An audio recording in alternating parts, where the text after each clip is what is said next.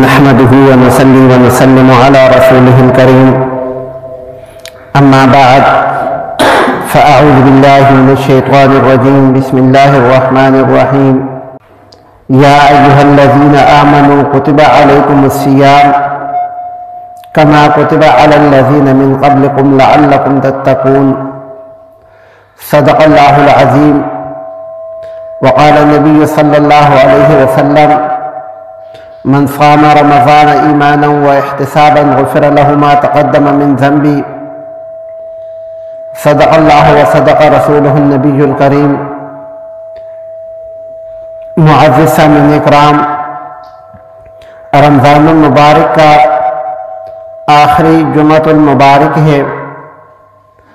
اللہ رب العالمین کی بے پایاں رحمتوں اور فضیلتوں اور برکتوں کو لیتے ہوئے رمضان المبارک کا مہینہ انتہائی تیزی کے ساتھ گزرتا جا رہا ہے۔ چند دن باقی ہیں۔ اللہ رب العالمین سے دعا ہے کہ اللہ رب العالمین ان چند دنوں کے اندر رمضان المبارک سے ہمیں فائدہ حاصل کرنے کی توفیق نصیب فرمائے۔ اللہ رب العالمین نے رمضان المبارک کا مقدس مہینہ انسان کو عطا فرمایا اور ساتھ یہ فرما دیا کہ لعلکم تتقون، میرے بندو اس مہینے میں اگر زندگی ایسے گزارو گے جیسے میں چاہوں گا تو تمہیں پرہیزگاری ملے گی، اللہ کا خوف ملے گا، اللہ کا ڈر ملے گا۔ بندہ کہتا ہے الہ العالمین تیرا ڈر تو ملے گا، لیکن ہمارے دل زنگ آلود ہیں، ہم گناہوں سے بھرے ہوئے ہیں، شیطان ہم پر حاوی ہے۔ اللہ رب العالمین نے سب چیزوں کا بندوبست فرما دیا، سرکش شیاطین کو جکڑ دیا، نفلی عبادت کا ثواب فرضوں کے برابر کر دیا، ایک نیکی کو 70 نیکیوں کے برابر کر دیا۔ اللہ رب العالمین نے یہ سب کچھ کرنے کے بعد پھر رمضان المبارک کے اندر 3 عشروں میں ہر عشرے کو علیحدہ علیحدہ فضیلت عطا فرمائی، اور سب سے زیادہ جو فضیلت حاصل ہے وہ اس آخری عشرے آخری 10 دن کو حاصل ہے۔ اور الہ العالمین نے ان آخری 10 دنوں میں بھی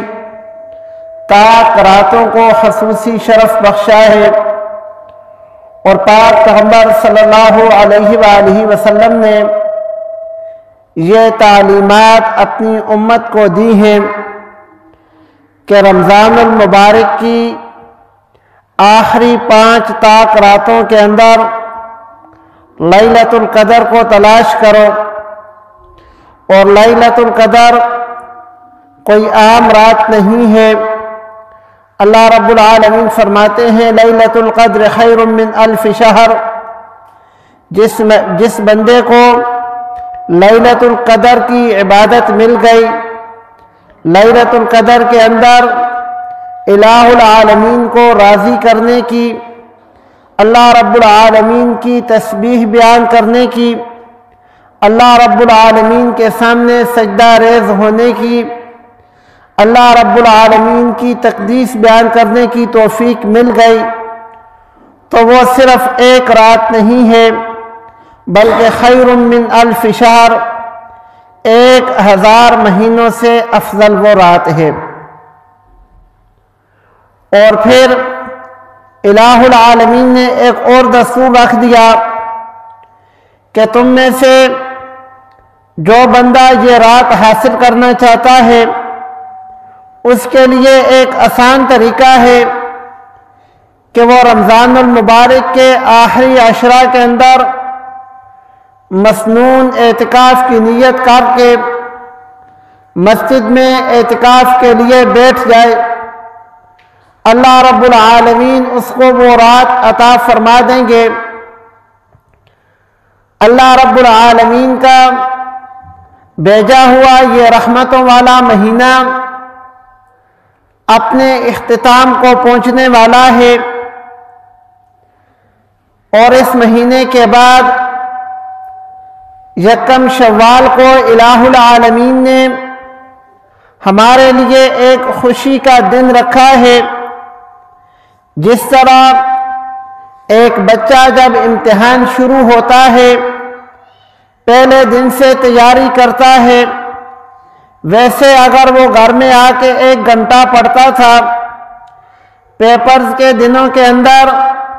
وہ بچہ 4 گھنٹے 5 گھنٹے گھر میں آ کر پڑھائی کرتا ہے۔ ایک کسان اگر ویسے کھیتوں میں 1-2 گھنٹے کام کرتا تھا، لیکن جب فصل کی کٹائی کا وقت آتا ہے تو سارا دن وہ اپنی کھیتی کے اندر گزار دیتا ہے۔ بالکل یہی طریقہ رمضان المبارک کا ہے کہ ویسے تو الہ العالمین نے تراویح کی عبادت اور روزے کی عبادت نہیں رکھی، لیکن اس مہینے کے اندر رکھ دی۔ تو جس طرح ایک پڑھنے والا بچہ اپنا امتحان پورا ہو لینے کے بعد، سارے پرچے دینے کے بعد جب اس کا امتحان ختم ہو جاتا ہے تو آخری پرچہ دینے کے بعد جب وہ گھر آتا ہے اس کا چہرہ کھلا ہوا ہوتا ہے کہ میں نے جو ایک پورا سال محنت کی تھی، آج وہ محنت ایک پیپر کے اوپر لکھ کر اپنے ٹیچر کے حوالے، اپنے استاد کے حوالے کر کے آ گیا ہوں۔ اب میرا استاد مجھے اگلی کلاس میں بھیجے گا، مجھے ترقی ملے گی۔ ایک کسان جو 6 مہینے 5 مہینے 7 مہینے اپنی فصل کے ساتھ محنت کرتا ہے، جب وہ کٹائی کر کے آتا ہے، اپنی فصل گھر لاتا ہے تو وہ خوش ہو جاتا ہے کہ میں نے 6 مہینے محنت کی، 7 مہینے محنت کی، آج الہ العالمین نے مجھے صلہ دیا تو میں اپنی فصل اپنے گھر لے آیا، اس سے میری بہت ساری ضروریات پوری ہو جائیں گی۔ بالکل اسی طرح جب رمضان المبارک کا مہینہ پورا ہوتا ہے، الہ العالمین کی ذات اور الہ العالمین کی رحمت بھی جوش میں ہوتی ہے۔ پاک پیغمبر صلی اللہ علیہ وآلہ وسلم کی حدیث شریف کا مفہوم ہے کہ اللہ رب العالمین ہر رات کو رمضان المبارک کی ہر رات میں 10 لاکھ ایسے لوگوں کی مغفرت فرماتے ہیں جن لوگوں کے اوپر جہنم کا فیصلہ ہو چکا ہوتا ہے، اور پھر آخری رات کو جب رمضان المبارک کی آخری رات ہوتی ہے تو الہ العالمین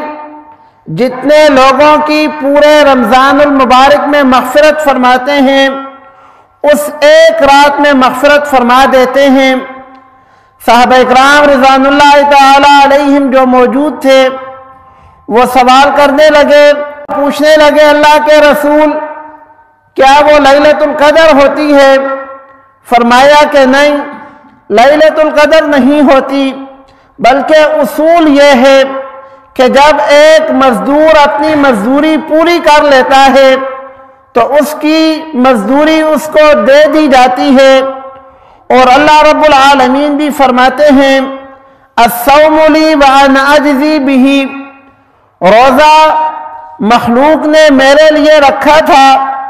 میں ہی اس کی جزا دوں گا۔ تو وہ رات جزا کی ہوتی ہے، اس رات اللہ رب العالمین ایسے مغفرت فرماتے ہیں، اور پھر مغفرت فرمانے کے بعد الہ العالمین یہاں پر چھوڑ نہیں دیتے بلکہ اس کے بعد اگلے دن